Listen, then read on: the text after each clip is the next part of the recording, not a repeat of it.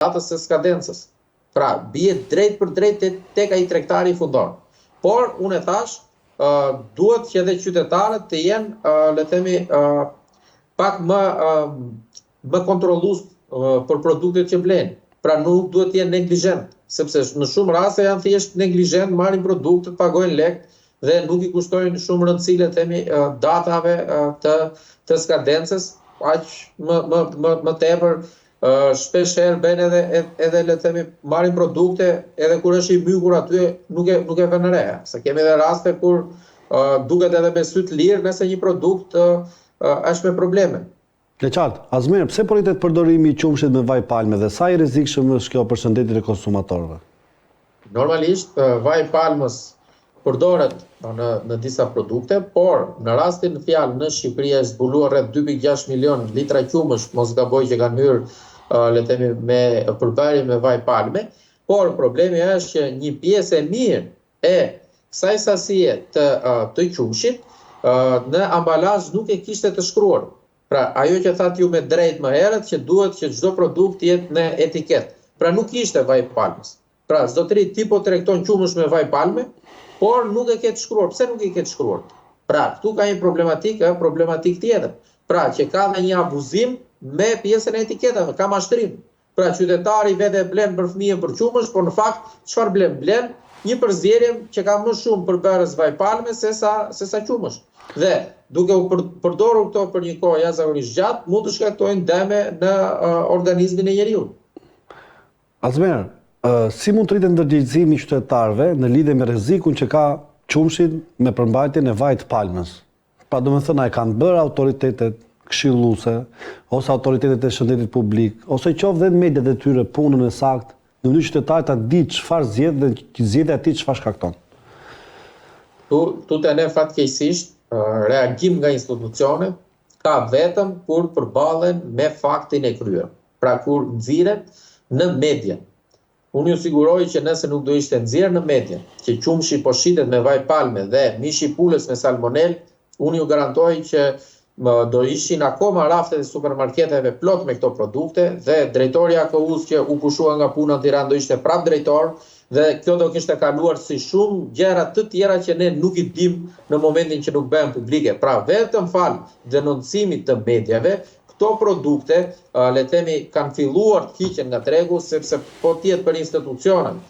Informimi që këto i bëjnë qytetarëve është në nivelin zero. Madje dhe kur janë përballë faktit mundohen të justifikojnë dhe të mbrojnë të pambrojtshme. Pra si mund ti zotëri të mbrosh inspektorët e cilët kanë lejuar mish të kontaminuar me salmonel dhe ata inspektorët e tjerë që kontrollojnë këto produkte që lejojnë qumshin me vaj palme. Si mundet? Ata duhet të mbajnë përgjegjësi direkt. Minimumi duhet shkarkuar nga detyra, sepse ti ke lejuar me qindra ton le themi produkt shtazor edhe qumësh në rastin fjalë për konsumim për qytetar. Pra, këtu jo që nuk i heqin nga puna.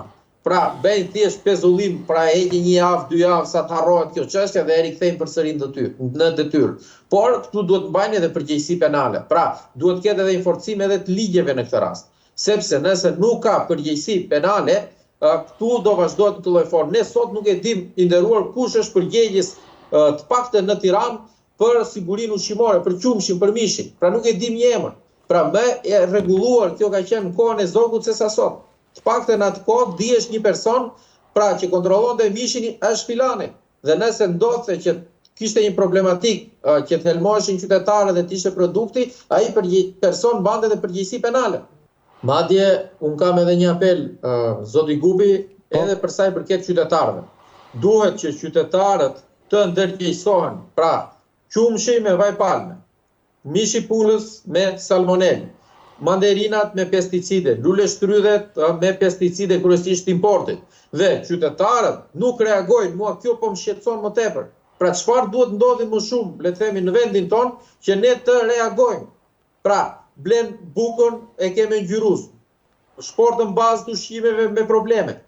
Pra, ne po i blejmë këto produkte me lek, dhe nga ana tjetër, reagimi qytetar është pothuajse zero, nuk ndryshohet gjë të dashur qytetar nga komentet vetëm rrjetet sociale.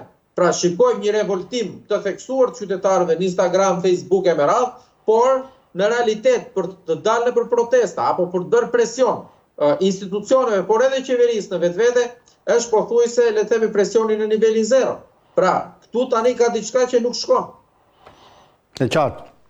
Azmer, duke dashur tashmë të kalojmë nga një problematik e jetës të përditshme siç është konsumi dhe siguria ushqimore, tek një problematik tjetër shumë e madhe e cila ka të bëjë me sigurinë, me drejtësinë dhe me informimin publik.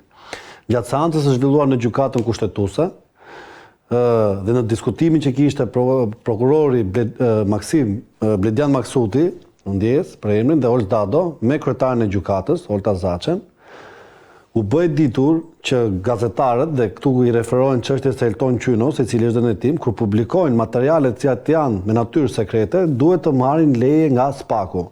Ndërkohë që kryetari i gjykatës e pyeti a ka ndonjë bazë ligjore për këtë, ai u shpreh se bazë ligjore nuk ka, por duke qenë se janë të natyre të tillë, ato duhet të marrin miratimin e strukturës së posaçme kundër korrupsionit dhe krimit të organizuar.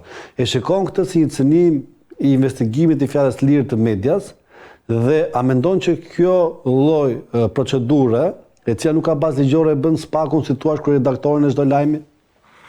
Absolutisht, kjo është absurde për hir të vërtetës. Personalisht e kam mbështetur dhe mbështes SPAK-un në punën që është duke bërë në luftën kundër krimit dhe korrupsionit në vend, por për sa i përket pjesës informimit të publikut nga ana e gazetarëve, këtu duhet të them që kjo nuk është mënyra e dur, për një arsye shumë thjeshtë, sepse gazetari në fund ditës këtë punë ka, këtë profesion ka, që të informoj publikun.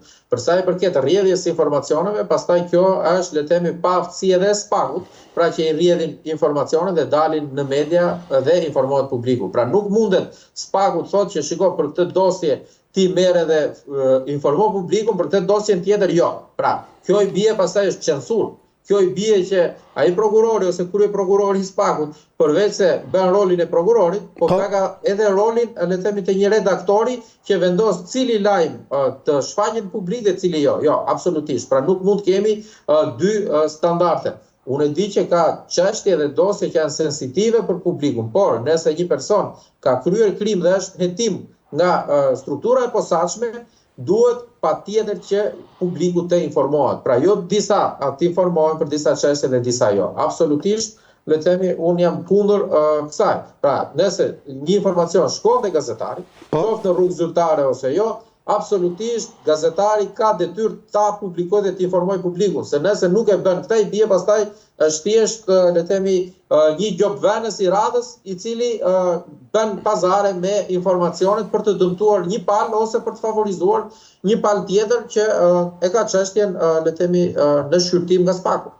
Si tu duk raporti i Erjon Veliajt me mediat nga përgjimet që dolën që ishin bërë gjatë periudhës që ai ishte dënuar në mas sigurimi gjykatë në shkallës parë, dhe pastaj u prit vendimi gjykatës apelit, dhe i kanë dalë biseda të cilat ai drejtohej bashortes tij, vllajt tij, me porosi për mediat më të mëdha, për emisionet prime time kryesore, në të cilat jepte porosira si të bëheshin lajmet, jepte porosi ai shfaqen lajmet që ai deshte, dhe gjithashtu në mënyrë se si i drejtohej për Dibranin, për ministrin dhe për personazhe të ndryshëm me gjuhë tepër kërcënuese. Tani nuk kam vënë drejt gjë që njerëzit merren me materialin, por nuk kanë marrë asnjëherë, ore si ka mundësi që një njeri i tillë të jetë kaq i rrezikshëm dhe si bën askujt përshtypje. Madje kam pyetur edhe një analist tek emisioni Zonë e Lirë, që ne kisha përpara, ai merri me procedurën ligjore që pse tek ky ka dalë informacioni më shumë, ka qenë i rrjedhshëm si indig, ndërkohë te tjerë nuk ka dalë kaq informacion, por ka dalë me pikatore të tjerë, ndërkohë që asnjë nuk merri me fuqinë që ka ky njeri dhe bëj fjalë për komandimin e mediave më të mëdha në vend, dhe personazheve të cilët kanë influencë të madhe. Ti vetë nga ana jote si e ke gjykuar këtë Azmer? Normalisht zoti Gupi gjë më turpshme. Dhe është turp që Tirana është qeverisur këto 3 mandate nga një njeri i tillë që ka pasur postin e kryetarit bashkisë. Këto fakte që kanë dalë së fundmi për zotin Veliaj tregojnë që ai jo që ka kryer le të themi korrupsion dhe ka pasur një grup të strukturuar kriminal, por këtë gjë që ai e ka bërë me taksat dhe me lekët e qytetarëve me tenderat, e ka bërë dhe me median. Pra ai e ka trajtuar median si pjesë të le të themi shtabit të vet elektoral për ta përdorur për propagandë. Dhe këtë e tregoi edhe nga qelia me presionet absurde të turpshme në unishquesi përpjekjet ose përpëlitjet e fundit të një njeriu të mbytur, i cili kërkon me do e mos të shantazhojë akoma qytetarët. Por ajo që unë nuk pranoj dot, zoti Grupi, është që në mediat kombëtare, në prime time, bëheshin intervista me inteligjencë, ngjoje artificiale me zotin Velie. Pra, një person i cili akuzohet për korrupsion është mbrapa hekurave sot.